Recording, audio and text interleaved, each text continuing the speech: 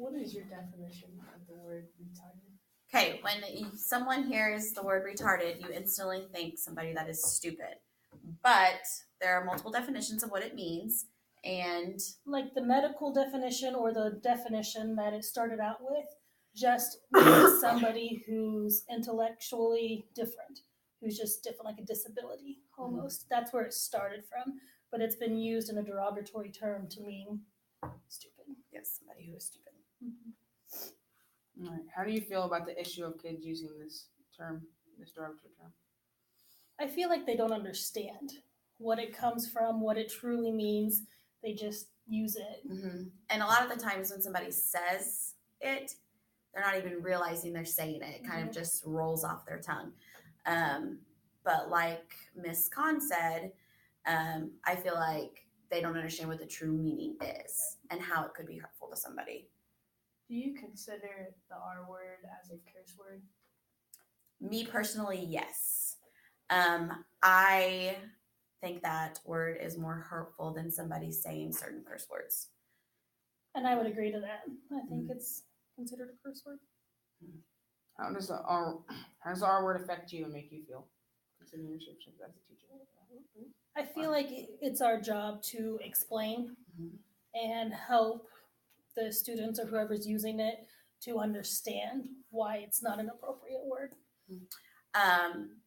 Examples, kids can be walking down our hallway and they may say this word. I feel my job is to teach them what it truly means. And when I've sat one-on-one and talked to them about it and explained to them why it's hurtful, they don't understand why it is. So making sure that they are aware, build their knowledge up of what it is, hopefully we can make it stop a little bit. And I think like Miss Conway was saying, it's not a thought.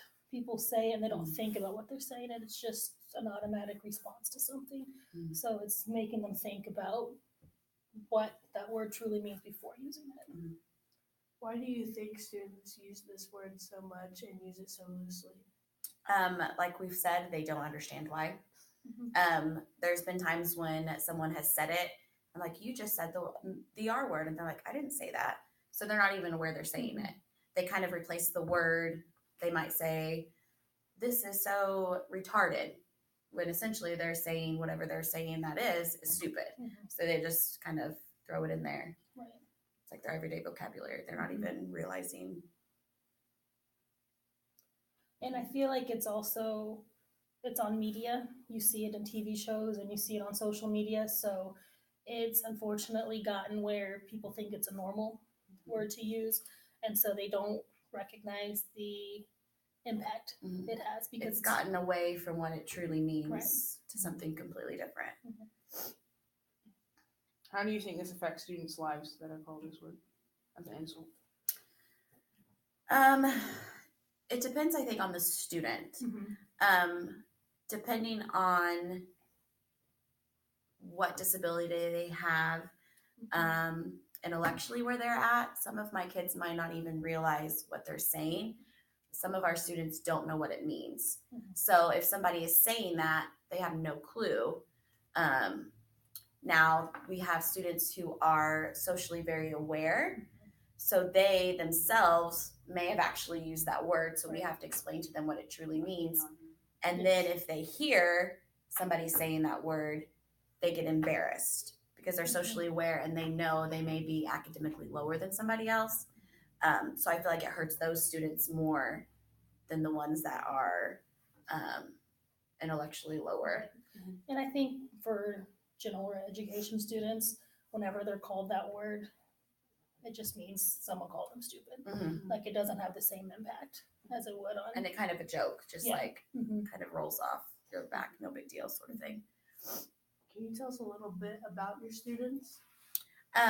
So in the past, so this is my 7th year. In the past, I have had the students who are socially high.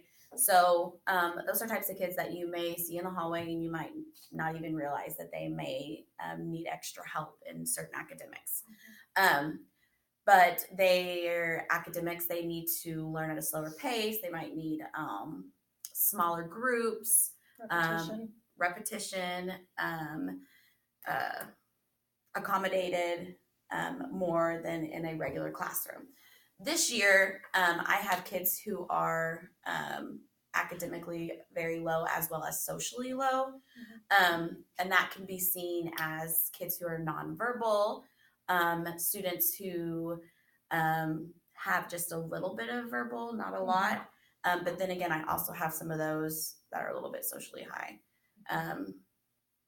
Some that might have needs in wheelchairs, walkers, things like that. And I've come from elementary, where I was what was considered a resource teacher, where I only saw my students a little bit, and the rest of the time they were in the general education classroom. So I've had that, and then I've also had those students who are self-contained, the academically low but socially high students is kind of who I service now.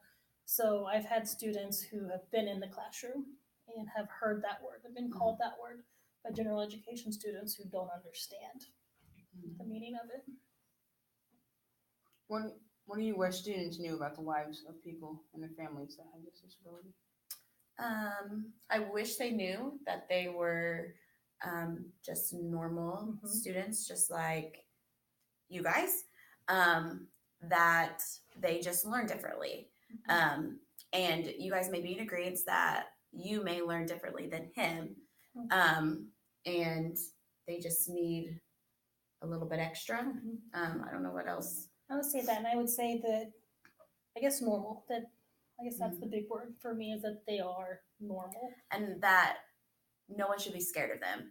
I feel like sometimes people might see somebody who's different, and they might be really nervous, which is very understanding. But until you get to know them and reach out to them, then you see that a lot of them have the biggest hearts. They're very lovable, and they're great. And you just have to take the step to get to know them. Right. And to talk to them like you would anyone your age. Yeah. Don't baby talk them. Don't use smaller words, or just talk to them like you would another student in your class. What do you think we can do as a school to fix the issue of students saying the R word? I would say increase understanding. Really let students know the actual meaning of the word and explaining to them why it's inappropriate. And then getting advocates for people who may hear somebody saying the word, and then explaining to them, this is what it truly means, this is why we shouldn't say it. I feel like the more kids that learn what it truly means, then it would help decrease the amount that the word is actually used. We were thinking we could even put posters up, like how they have "Don't Stop Bullying" and stuff. Maybe some for "Don't Stop Saying That Word." And the Peer Buddy program helps with that also. Can you tell us a little about the Peer Buddy program? Okay, so I started the Peer Buddy program. I think this is my third year. And what it does is it takes kids from the general education classrooms and pairs with our kids in the self-contained classroom. It just gives our kids somebody outside of our hallway in our classrooms as a role model, as somebody that they can go to for different things. We try to do monthly lunches every month. They get to go out on outings with us. They get to cheer them on in Special Olympics. It's just another resource that they have outside of our classroom that they have with their general education peers. It's kind of grown, which I absolutely love. Most of our kids have 2 to 3 buddies each right now. And then they also have the Peer Buddy program in the high school. So we kind of set a foundation here, and then you guys get to experience sometimes with the same buddies in the high school. And I'll say, as a new teacher to North this year, we didn't have the Peer Buddy program while she was on maternity leave. And so being able to see how the students were with our students without the Peer Buddy program and how they treat our students now, it is vastly different.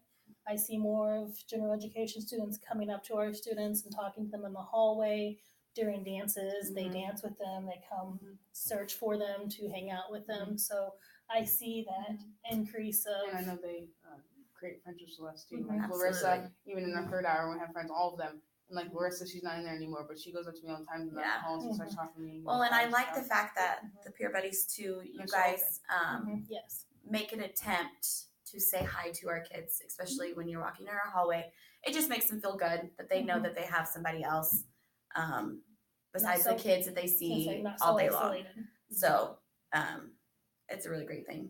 And I know for sure It's we very try positive. even in third hour to always include everyone. And, I love that. you know, And if we have, That's love how I it.